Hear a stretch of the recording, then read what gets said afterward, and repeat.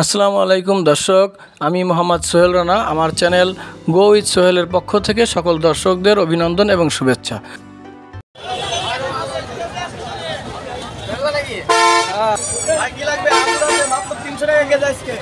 কেমন আছো তোমাকে? আজকে আমরা নতুন একটা ভিডিওতে চলে এসেছি। এটা হচ্ছে পহেলা বৈশাখের একটা মেলা। বৈশাখী মেলা বা বৈশাখের মেলা হচ্ছে একটি বাঙালি উৎসব যা বাংলাদেশ এবং বাংলাদেশের বাইরেও আয়োজিত হয়। এটি একটি সার্বজনীন উৎসব যা বর্তমানে বাংলাদেশের বাইরেও যুক্তরাষ্ট্র, যুক্তরাজ্য এবং কানাডা সহ বিশ্বের বিভিন্ন রাষ্ট্রে যেখানে বাংলাদেশিরা প্রবাসী হিসেবে বসবাস করে, সেখানে এই বাংলাদেশি প্রবাসী কর্তৃক প্রচুর পরিমাণ বাংলাদেশিদের অংশগ্রহণের মাধ্যমেই এই বৈশাখী মেলা আয়োজন করা হয়ে থাকে। ঠিক তেমনি একটি মেলায় আমরা উপস্থিত হয়ে গেছি। এটা হচ্ছে চুয়াডাঙ্গা জেলার ডিঙ্গেদা বাজার নামে একটি স্থান, যেখানে শত শত বছর আগে থেকেই এই বৈশাখী মেলা আয়োজিত হয়ে থাকে। অনেক ধুমধামের সাথে আয়োজিত হয় এই বৈশাখী মেলাটা। এই ডিঙ্গেদা বাজার বা ডিঙ্গেদা এলাকার মানুষজনের কাছে ঈদ উৎসবের মতোই একটা বড় ধরনের উৎসব। অন্যান্য এলাকায় বাংলাদেশিরা যেমন ঈদের সময় পরিবারের সাথে ঈদ করার জন্য নিজ এলাকায় ফিরে আসে, ঠিক এই ডিঙ্গেদা এলাকায় বা ডিঙ্গেদা বাজারের আশেপাশের এলাকার লোকজন এই পহেলা বৈশাখের সময় তারা নিজেদের এলাকায় নিজেদের বাড়িতে ফিরে আসে পরিবারের সাথে বৈশাখী মেলা উদযাপন করার জন্য।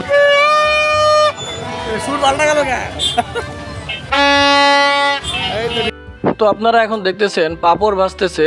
এই পাপড় ভাজা আসলে আমাদের বাঙালিদের জন্য অনেক পরিচিত একটা জিনিস, এটা অনেকের কাছেই প্রিয়। এই ধরনের মেলায় শুধু পাপড় ভাজাই নয়, বিশেষ আকর্ষণীয় এবং অনেক ধরনের ইউনিক খাবার আপনি দেখতে পাবেন, যা সব সময় সব জায়গায় বাজারে মার্কেটে আপনি পাবেন না। তেমনি একটি খাবার, এই যে খাজা, এখানে বাদামের খাজা আছে, নারকেলের খাজা আছে এবং চানাচুরের খাজা আছে। এরপরে যেটা আছে বেলের শরবত, আপনারা দেখতেছেন। সেই প্রচুর গরমের মধ্যে একটু শান্তি পাওয়ার জন্য মানুষে বেলের শরবতটা খায়, একটু ঠান্ডা শরবত। এর থেকে শান্তি আর কিছুই নাই। গরমের আরাম খুব খাচ্ছি, আরাম পাচ্ছি।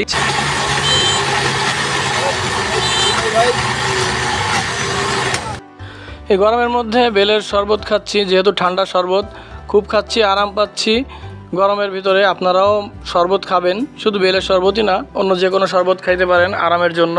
তো দেখেন এখানে বিশাল একটা রোড, পাশেই চুয়াডাঙ্গা থেকে ঝিনেদা মহাসড়ক, এই মহাসড়কের পাশেই এই মেলাটা বসেছে এবং রাস্তা দেখেন খুব জ্যাম থাকে। এর মধ্যে আপনারা দেখতে পাচ্ছেন স্ট্রিট ফুড, সেই নুডলস এবং বট বলে অনেকে। এরপরে বাদাম আছে, বাদামের চীনা বাদাম। এই মেলার মধ্যে আমার চোখে সবচাইতে বেশি যেগুলো নজরে পড়েছে সেগুলো হচ্ছে বাচ্চাদের খেলনা। ছোট ছেলেপেলেদের বাচ্চাদের খেলনা, এখানে হাজার রকমের খেলনা আছে।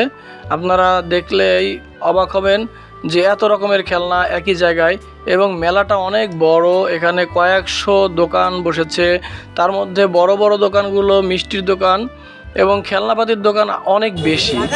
যদিও এর আগে অনেকবার এখানে এসেছি, এত খেলনাপাতির দোকান আমার নজরে পড়ে নাই। এখানে বাহারি রকমের মিষ্টি আছে, হাজার রকমের মিষ্টি আছে। তবে এই মেলায় ডিঙ্গেদা বাজারের যেই বৈশাখী মেলা, এটা আমার কাছে সবচাইতে বেশি মনে হয় যে মিষ্টি জাতীয় খাবার এখানে সবচেয়ে বেশি বিক্রি হয়। এই বছর একটু খেলনাপাতি বেশি উঠেছে, কিন্তু এর আগে আমি এত খেলনা দেখি নাই।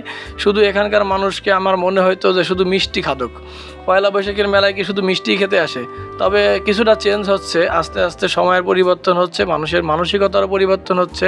আপনারা আবার দেখতে পাচ্ছেন যে কি পরিমাণ ভিড়, রাস্তা সম্পূর্ণ জ্যাম লেগে গেছে, যানজটের মধ্যে দিয়েই মেলা চলছে। রাস্তার দুই পাশে মাটির খেলনাও অনেক আছে, অনেক ধরনের মাটির খেলনা আছে। তো যাই হোক দর্শক, ভিডিওটা দেখতে দেখতে অবশ্যই ভিডিওতে লাইক এবং কমেন্ট করবেন, এবং আমার চ্যানেলে যদি নতুন হয়ে থাকেন অবশ্যই চ্যানেলটি সাবস্ক্রাইব করে বেল আইকনটি বাজিয়ে দিবেন। বাংলাদেশের বিভিন্ন স্থানে আমরা এর পরবর্তীতেও আপনাদেরকে দেখাবো বিভিন্ন ধরনের মেলা, সামাজিক।